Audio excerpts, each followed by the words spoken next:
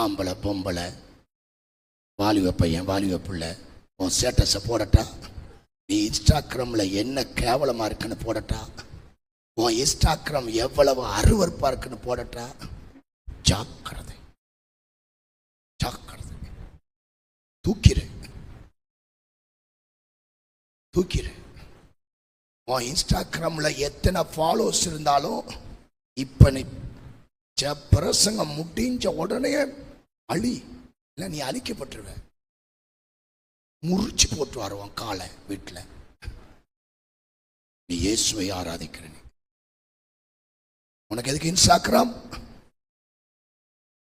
பொம்பளை பிள்ளைய பார்த்துக்கிற, எதுக்கு உனக்கு இன்ஸ்டாகிராம்?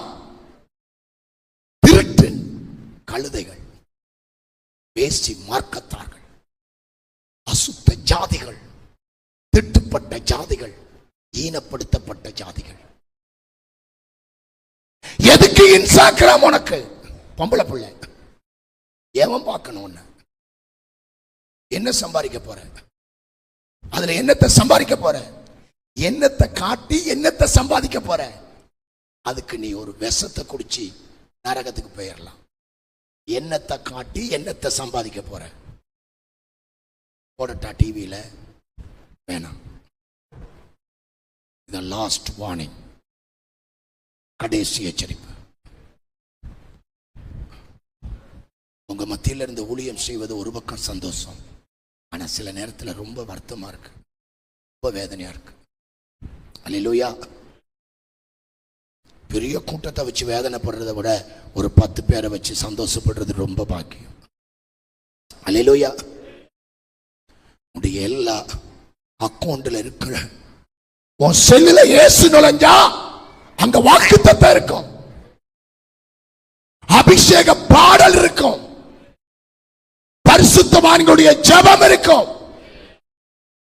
உன் செல்லுல இயேசு நுழைஞ்சா உன் செல்லுல நீ ஊழியம் செய்வ.